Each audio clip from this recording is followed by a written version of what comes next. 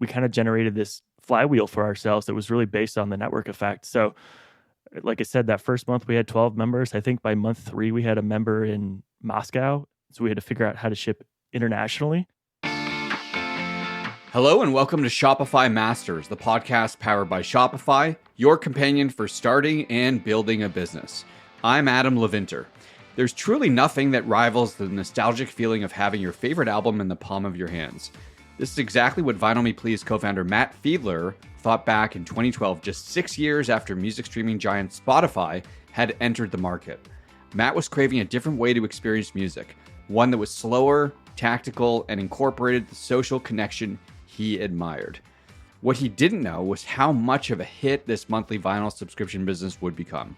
After just 5 years of bootstrapping, Vinyl Me Please brought in $11 million of top-line revenue and accumulated nearly 30,000 subscribers on the platform. Matt joins us now to share his approach behind VMP's customer success and how he knew it was the right time to step away from the business. Matt, welcome to the show. It's always good to talk and see you. You've mentioned in the past is that VMP was founded around this important single question, which is, what if there are more people like us? Why was this the biggest question or the biggest building block that led to the success of this thing?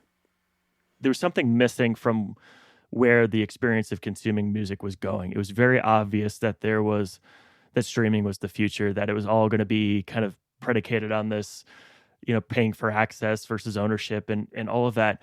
And we just couldn't believe that's all there was. Like, we had these experiences with music that were very meaningful to us, that extended well beyond what we were hearing, and it became a part of our identity. And it just didn't feel like that was the mountaintop, that was the peak of the mountain, streaming, And so it was sort of a way to ground our curiosity and just giving us the opportunity to think about it in the most pure way possible of like, what if there are people that want this type of experience? Like, what would that look like? What if there was more people like us? What would we want, from it? And then how might we shape this to be something that's like really based on this idea of celebrating music and bringing people together in and around the experience of music, being open and being curious and doing it in such a way that it was pure. Like, we weren't thinking about the business model. We weren't thinking about, can we make money from this? We weren't thinking about who's going to fund it or et cetera, et cetera, et cetera. Like all of the things that, someone might think about when they're starting a business. It was purely just an act of like genuine curiosity and a desire to authentically connect with people in and around music. And I think that's such a, going back to the DNA part, like that's a core part of the DNA that still exists today. Like, we still wonder, what if there are more people like us? And despite the service being in 40 plus countries, 30 some thousand members or whatever, like it's still a question that we're constantly asking ourselves, in addition to, what are the other ways that we can explore music together? What are the other ways that we can facilitate journeys through music? Or if we're thinking about something, it's like, how might this help us do that? Or how might this create a connection that may otherwise be overlooked? It's interesting the way you talk about it, because it's kind of the anti-VC approach, I would say, which is so heavily focused on, how big is the market? What is the TAM? How do we build something that scales? How do we build something that we can find product market fit quickly? All of these things. In a way, you are building something for the consumer by the consumer, if you will. And to your point, I mean, there were many, many, many others like you guys. You launched with 12 paying members. Now, 10 years in, VMP has tens of thousands of members worldwide, I think in 40 plus countries around the globe. What are the factors, in your words, that you think contributed to the exponential growth that you saw beyond those first couple of years? Yeah, I mean, I think it's exactly what you're describing, and that the antithesis of the VC model is exactly how we approached building our business. And it was funny too, because when we were raising money, I don't know, 5 or 6 years into the business, we got a lot of pushback because people were like, is this just a fad? What's the TAM? What's the real opportunity here? How big is the market? What are all the different ways that you can extend this model or do something different? Or what if you did it in books in addition to other collectibles? Like, it's got to be more than just vinyl or more than just music or whatever. And I would just beat my head against the wall because I'm like, you're missing it. Like, you don't get it. Clearly, you don't understand who we are and what we're trying to do here. I mean, yes, it's a business. Yes, we're trying to grow. Yes, we're trying to, drive results at the end of the day. But if we lead with that, like, everything that makes it special gets lost. And I think the things that really allowed the business to be successful to the extent that it has, and particularly in the early days, was the fact that like we were, again, authentically trying to share great music with great people. And I think that came through in our packaging and the way that we approached, the way that we designed that experience, the human touches that we put in to things along the way. It came into the way that we positioned ourselves. We were very transparent, very clear to say, hey, this is for this type of person. It's not for this type of person. If you would rather this experience, then you might be best served going somewhere else. But if you're open, if you're curious and you want to sort of go on a journey, then you're welcome here. Come on in, the water's warm, that type of thing.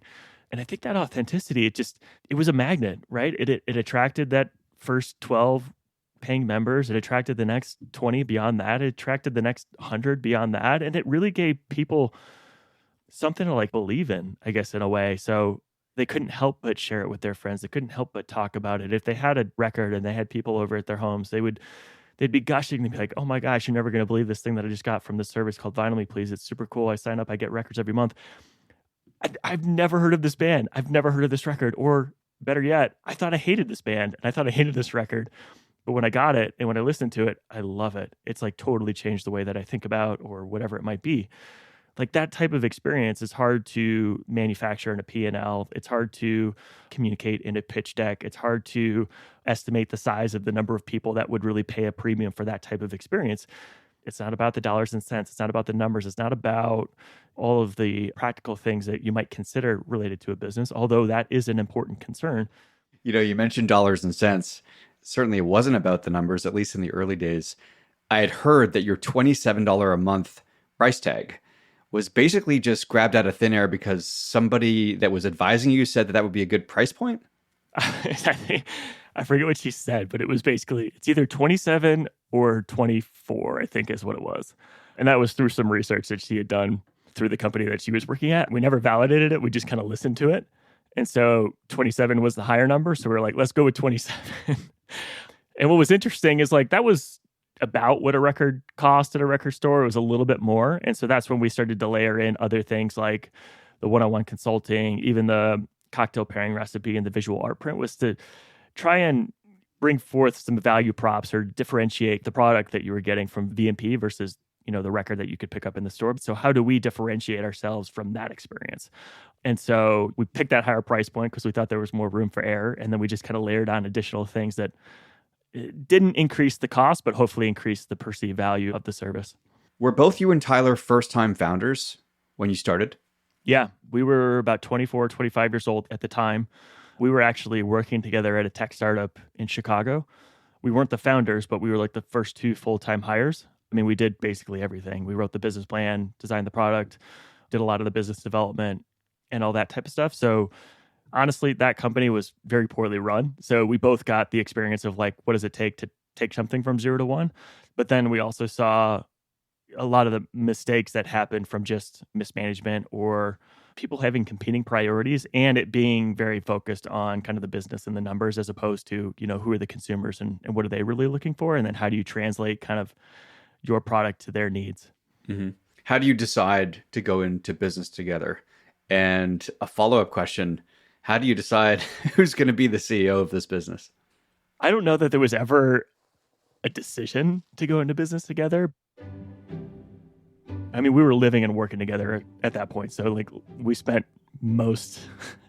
probably of 24 hours, we probably spent like 18 hours together and the rest we were sleeping in our rooms that were less than 50 feet apart from each other. And we were just talking about it endlessly and we didn't even think about doing it with anybody else, honestly. And I think we complement each other so well. Tyler's got just an incredible creative mind and his ability to use words to express ideas and to relate and connect with people is unbelievable. I've learned so much from him in that regard. And then I was kind of the put it all together type of person of like, okay, so how do we actually do this? And how do we ship records? What does that look like? And it's funny, the decision for who became the CEO, we were filing our like entity papers, but it was on LegalZoom. And so we were filling out their form or whatever. And then they say, okay, you have two partners, like one needs to be CEO and the other needs to be COO. So designate who is what. And we both looked at each other like, I don't know that I want to be CEO. Do you want to be CEO? I was like, no, not really. And so we did a rock, paper, scissors game, one game, winner take all. And I won, or I guess you could say that I lost in a way too. Because it's funny, because for a long time, I had a hard time, I guess, accepting the role of CEO because it felt like it was something that I fell into. It wasn't something that I had, quote unquote, earned, so to speak. And so there was a lot of like dissonance in my own psyche as to like, the imposter syndrome was just ever present in the back of my mind for a long time. Yeah, I don't think that ever goes away, by the way. Yeah, it's true. I'm chatting with Matt Fiedler, co-founder and chairman of Vinyl Me Please. I hope you're enjoying our conversation. If you haven't already, please subscribe or follow Shopify Masters wherever you get your podcasts. Leave us a review or feedback for the show. It helps our audience discover us. You file with LegalZoom, you get this thing incorporated. What was going on the funding side initially? How did you decide how much cash was going to be required, at least for the first inning of the business? Honestly, we weren't thinking much about it. We thought maybe there's a chance that it's not going to cost that much to get off the ground. We figured it being a subscription business that in some ways it would kind of pay for itself. There was some startup expenses related to just building the website, which we just DIY'd. I think I did it, just hacked together like a WordPress theme and some basic logos and imagery. Tyler did all the creative and copy and that type of stuff. So we just got like the truest MVP out there. When people subscribed, we had the money in our bank and we went and bought the records that we were going to ship them. And then we shipped it to them. Initially, like it was not profitable. The first shipment we sent via FedEx. So to ship a single record was like $20. So of the $27 that we were making, we had spent 20 of it on shipping, which is obviously not scalable and also not good unit economics.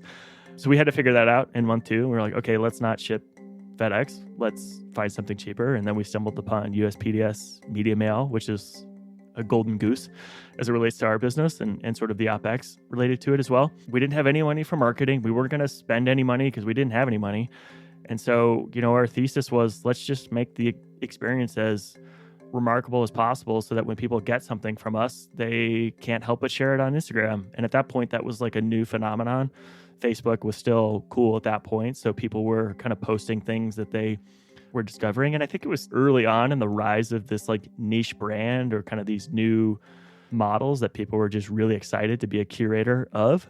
And so through that alone, we kind of generated this flywheel for ourselves that was really based on the network effect. So like I said, that first month we had 12 members. I think by month 3, we had a member in Moscow. So we had to figure out how to ship internationally.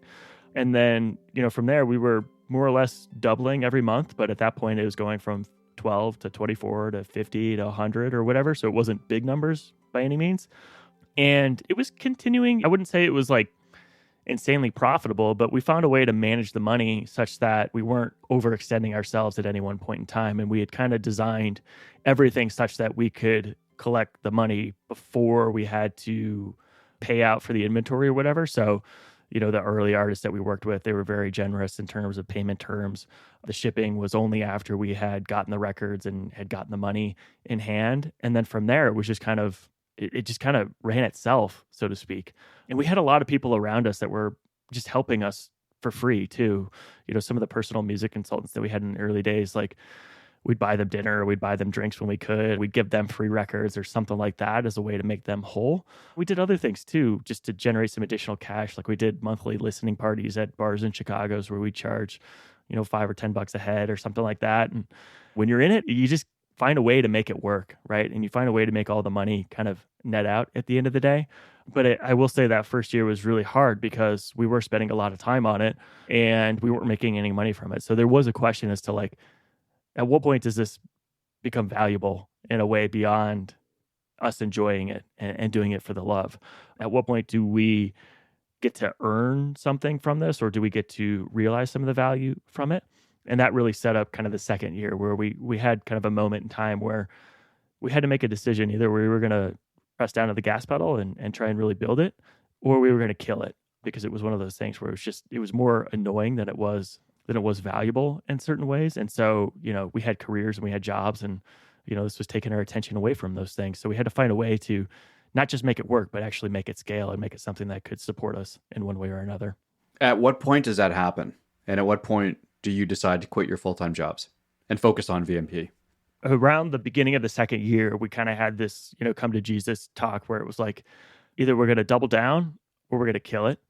And we decided to double down. And then it wasn't until about 18 months after we had launched that we were able to quit our jobs and go full time. And even in that scenario, we had taken like more than a 50% pay cut. Everybody was working very cheaply, bare bones, certainly not enough to even break even from a cost of living standpoint. It was enough to make us feel comfortable with making the leap.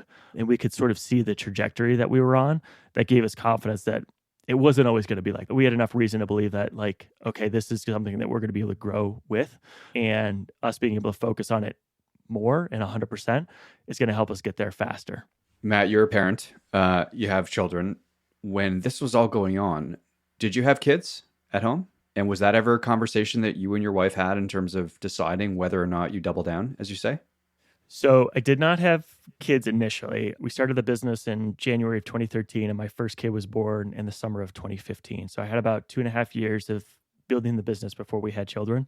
The decision to double down on the business and quit my full-time job, my wife and I, we went for a walk, and there was like 2 lakes around the apartment that we were living in, and we would just, do figure eights around it. And I think we ended up walking like 8 miles because we were just talking about it and processing it. And at that point, I was working at a job in Boulder, tech company, and it was fine, but it wasn't what I wanted to do at the end of the day. And I was just honest, like, I'm thinking about this thing more than I am my job.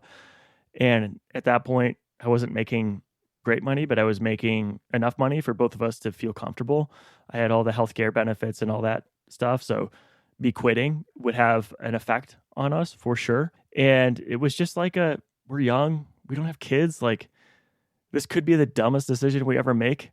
But if it fails, then I'll just go get another job. If it succeeds, just imagine what that could be like. Who knows where it could go? And it was just always that we're young, creative enough, we've got enough skill sets that have to believe that if it fails, it's not the worst thing that's going to happen. Like, we'll find another job. And so from there, my wife was able to pick up a job, and she got the healthcare benefits. My income was more than half. So, between the two of us, we were kind of back where we started. And then it was just let's just go. Let's see what we can do. Great decision, by the way. It worked. Good call. It worked.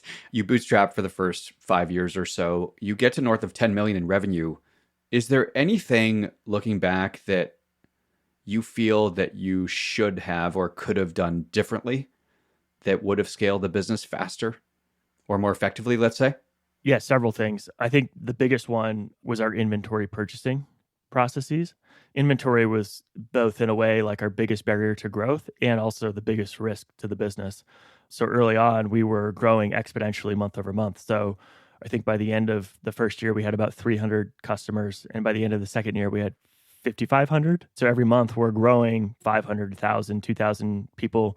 And we need to buy that much inventory to then, satisfy those consumers. But at that point, it's really hard to forecast, and it's really hard to be confident in your forecast because it's changing so quickly. The numbers are, in a way, everything's an outlier, but it's happening regularly enough that it feels like it's somewhat consistent. And so we got lured into this trap where I think in the third year, we kind of imagined that our growth trajectory was going to take a similar shape as it did over the second year. But we were like, we're not going to grow that much, but we should still expect, some growth. So we should, let's say we're going to double over the course of the year. And that got us into a situation where we were buying way too much inventory. And then it compounds month over month, which is sort of a really tricky thing about a subscription-based business is if you're accumulating inventory, then, you have more cash tied up in inventory than you do anything else. And if you can't move that inventory, then it's just sitting there collecting dust. It's basically like you're lighting dollars on fire. We kind of washed over that, to be honest. And we sort of thought that like, we knew it was an issue, but we didn't know to what extent it was an issue. And, fast forward when we were thinking about raising money, we sort of had this belief that, it's a really inventory intensive business and, we're bootstrapped and we can't invest in our growth as it's happening. We actually have to invest after we're growing. So whether that relates to hiring people or marketing budgets or just investing in certain things that might stabilize the business in some way or shape or form, we didn't have the cash to do it. But we failed to realize that like, it's because we have thousands of records in inventory that we are not moving that we paid for. And we failed to ask ourselves the question of like, well, what if we just, refined our processes so that we were buying less, we had less of a surplus in our inventory, and what cash would that free up? And then our pricing model too. I remember also when we were raising money, one potential investor was like, what happens if you just increase your price? Like you could raise $500,000 or $1 million if you just increase your price by, $3 or $5 a month. And we were like, no, we couldn't possibly do that. We were so scared to increase the price. That also could have been true. We didn't necessarily need to raise the money that we raised. We just thought we did because in a way, that's kind of what everybody else did. So there's lots of parts of the business as it relates to operations and just kind of the general cash flows that I wish we would have been more considerate with early on. And that definitely would have then given us more cash to invest in other things. And who knows what that could have been. It could have been, hiring the team or moving faster on certain objectives that, we've only now been able to invest in 10 years later. The art of demand planning, as they say. And you did ultimately raise the price, correct? We did raise the price. We raised it once. So we launched at $27. We raised it once, probably within the first 3 years to like $29, I think it was. And then we didn't increase the price again until fall of 2020, which is when we did a big price increase. I want to shift gears in a moment to talk about the format and appeal of vinyl. But before I do that, just one last question on your experience of building Vinyl Me Please. One of the things that I find unbelievable about the business, operations aside, business model aside, recurring revenue aside, is just the strength of the brand itself. There's probably folks listening that are just wondering, like, how do I build a great brand? What are the cornerstones of building a great brand? Did you guys have a framework for that? How'd you do it? We didn't have a framework for it per se, but I think the things that I've learned about it since then, and not to bang on this drum always, but authenticity, I think, is the first key. Authenticity, I think, comes in both sort of projecting an image of what life could look like in a future state if you decide to opt into this experience. It both comes into the voice of the brand and being able to establish some amount of connection or relationship or understanding of who the people are so they can look at you and say, oh, they get me. They're just like me. And in that way, they're exactly where I am, and they're going to help me get to where I want to be. So it's kind of the understanding of like, who are they today? Being able to speak to that person, being able to connect with them both visually, through words, through pictures, through whatever it might be, but then also to act as this almost like a leader in a way, or kind of that parent that's you're not super far ahead of them. You're holding their hand and maybe they're 1 or 2 steps behind you, but you're showing them the path. You're kind of helping them unlock a version of themselves that they want to be true, but that maybe they don't know how to get there. When I look at brands that I love, like those are the 3 components that I'm able to see from them is that I'm stimulated, I'm captured by the aesthetic. The language is so resonant. It so connects with me in terms of who I am. They're able to move me from point A to point B in a way that other things can't. That cocktail, those 3 things are really powerful when it comes to a brand. And it's not always about the logo. It's hardly ever about the name or whatever. In fact, people would always be like, vinyl me, what is it? Vinyl me now? Vinyl me. Like it's catchy and that people kind of remember it. It's quirky in that way. But it's not like the 5-letter nomenclature that the Valley has deemed as like, this is what you're supposed to call your brand. And I think that the last part beyond that is like community was always kind of a big focus for us and really bringing people together in and around the shared passion for music. So originally the community was kind of owned or controlled by Vinyl Me Please. It was the VMP community, to where as the business scaled, it kind of flipped it on its head where the ownership of the community became that of the communities, right? So they were able to take it and run with it and sort of, imbue their own identity into it or to create their own connection from it. I mean, that was a really painful transition in a lot of ways for us. But at the same time, I think that solidified everything because our consumers, our members felt like they were as much a part of the experience as I was as a founder. Were you giving them a platform to communicate amongst themselves? We had like a VMP hosted forum for a long time. And then there was all those subgroups on Reddit or Facebook, or we were super active on Twitter and engaging in dialogue and that type of stuff too. Very cool. Shifting gears, let's talk about format. So for years, CDs were the ultimate showcase of one's musical taste and appreciation of high fidelity. Yet CDs, for whatever reason, have not made the same kind of comeback that vinyl has. What is it about vinyl that makes it so attractive?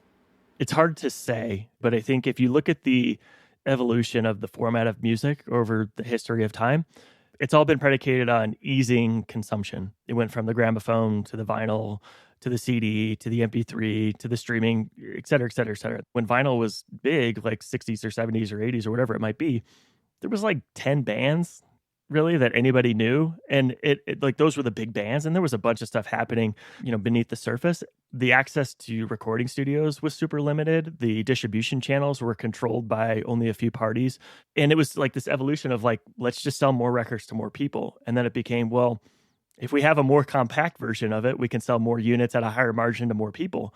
And if we have more ubiquity within the recording processes or more kind of streamlined creating music to distributing music, then we can sell it to even more people. So it became a business that was very dominated by units that were sold. And I think for consumers for a long time, it was like, great, I can get my fix. I can explore new things. I can take it with me on the go. And like, oh, all of a sudden, because I'm being fed more, my game is to amass a quantity of a catalog in some way, shape, or form. And I think, when streaming came out, it's like, this is awesome. This is great. Oh, but wait, what about that experience? Or what about being able to look at liner notes and like, who's the band again? Like, what's the lead singer's name? Like, I have no idea. And just not being able to have that same connection with the music that I think people just naturally kind of revolted to an experience where they could get that connection and they could sort of get a deeper sense as to, what's happening behind what I'm hearing.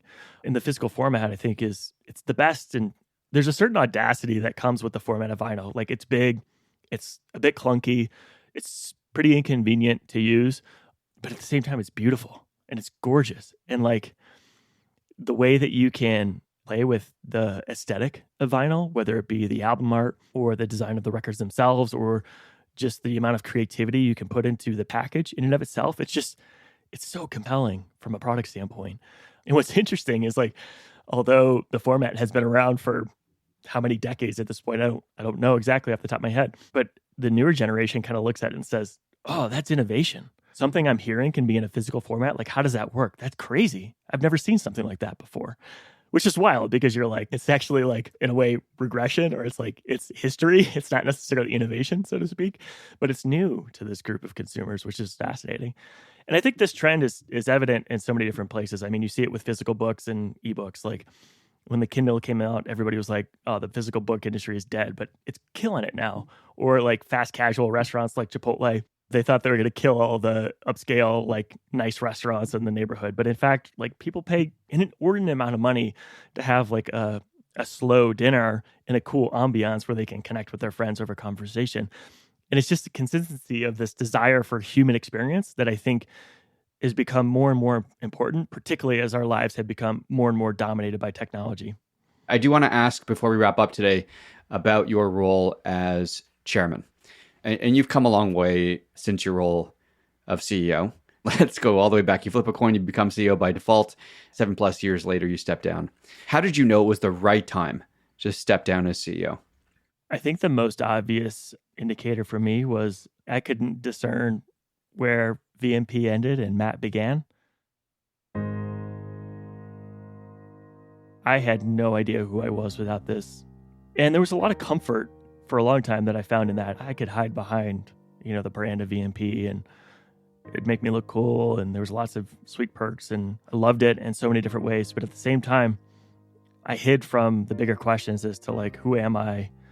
What's my purpose in life? What am I here to do? And how do I bring that forth? 2020, I think, for many, it was a really challenging year for so many different respects. And it was particularly challenging for me because that voice inside my head that was like, okay, this isn't it. There's more for you here, got louder and louder and louder and louder. And it was exacerbated by the cultural issues that we were all experiencing with COVID, with the social unjust, with going remote, with having to scale a business in sort of a highly uncertain time and all the ambiguity that existed in the world. And I just couldn't turn that voice off. And in one sense, I found myself paralyzed and just caught up in the emotion of that experience. And in the other way, I found myself a caged animal. Like I just felt like there was so much more for me than what I was currently doing, which sounds a bit disingenuous because I loved VMP and I loved what I was doing and I loved what we had created. It became more of a job for me, I guess, in that way than it did a mission. And when I looked at myself in the mirror, I just couldn't accept that reality for myself and tried to play forward of, all right, well, what does it look like to lead the company to this next phase of growth and what's going to be required of me and how might I get there? And what do I think I need to be able to do that? And I was just like, I'm tired. I'm exhausted. And like, I'm so far from who I am that I can't even begin to answer that question because I don't know who I am. And it's a painful experience for any founder to go through. I do not envy anybody that's in that valley right now because you don't know which way's up and you feel very conflicted and very confused as to where your loyalties lie. And you probably feel a bit of responsibility as to your stakeholders. It's hard to find the space to listen to your own voice. I had to really look myself in the mirror and I just had to be honest with myself as to like, where am I and where do I want to go and how do I get there? And then at the same time, where's VMP? Where can it go? And how can it get there? And thinking about those exclusive of me and my role in it. Yeah, it's no easy answer, but it's freaking hard. But I think it's an imperative question that any founder needs to ask themselves, not just 10 years in or whatever it was, but like almost every year or every 6 months or every month, and continuing to check yourself against, what you've created and where you hope it can go. Do you feel like at any point you fell short as a CEO? When you look back in retrospect and give yourself a grade, if you can give yourself a grade, do you feel like you were the right guy? Do you feel like you should have stepped away earlier? Did you step away at the right time? Oh man, that's a really good question. There's a part of me that says there's no way it could have gotten to where it gotten if it weren't for the people that were there. And that's not just me, that's everybody that played part in it. I think my role in it was critical in so many different ways, probably more so than I can even articulate.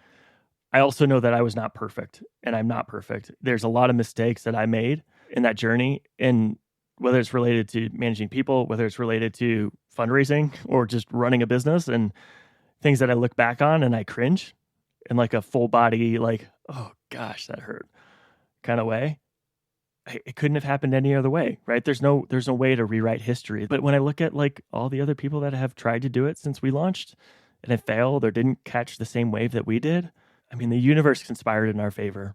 And regardless of the role that I played in it, I played a role for sure. And that's something that I've only recently come to terms with, because I think if you had asked me that 2 years ago, I'd be like, no, I'm the weakest link for sure. I didn't do anything, but I can't admit that anymore. In terms of the timing, I probably could have been honest with myself sooner. Maybe I could have been more intentional as to designing my own off-ramp. And frankly, I wish I would have. Maybe that would have happened on a different timeline, but I don't know. Well, knowing what I know about you, Matt, I'm sure you did an incredible job while you were there. I certainly believe that it couldn't have grown without you. So congrats. I'd be remiss if I didn't ask you about some of your favorite albums on vinyl that you simply cannot live without. So give us some of your top all-time favorites. So I'm from Chicago. Wilco has been a band that I've loved. My dad was a chronic CD buyer, so he'd just buy stuff that he never even knew about or had never heard, but he'd buy it because somebody, I don't know, Rolling Stone wrote an article or there was a favorable review or, somebody was talking about it or whatever. And he bought Yankee Hotel Foxtrot when it came out, when it was officially released. And I remember listening to it and being like, this is the strangest thing I've ever heard. But holy shit, if this is what music is, like, I am here for it. Like, I am so down. Another record that I love, similar, but I actually don't own on vinyl. I wish we could make it available, but I don't know that there's a big enough market for it, or maybe there is, and I'm totally missing it. This album called Bastards of the Beat by a band called the Damwells. I think they recorded it in a storage facility in Brooklyn. Again, the songs are relatively simple. It's sort of just your basic alternative rock album, but for whatever reason, I found it at the perfect time in my life. My wife and I danced to, it was our first dance at our wedding, one of those songs. I sing that song to my kids when we go to sleep at night. Whenever I'm like feeling down and just like beat up, it's an album I put on. It's something that I love dearly. Nice. I could talk vinyl all day. Matt, it's always a pleasure to talk to you. Thanks so much for being here. That's Matt Fiedler from Vinyl Me Please. Thank you for joining us on Shopify Masters. Our show is produced by Megan Coyle and Gogo Zoger. Our engineers are Matt Schwartz and Miku Betlam.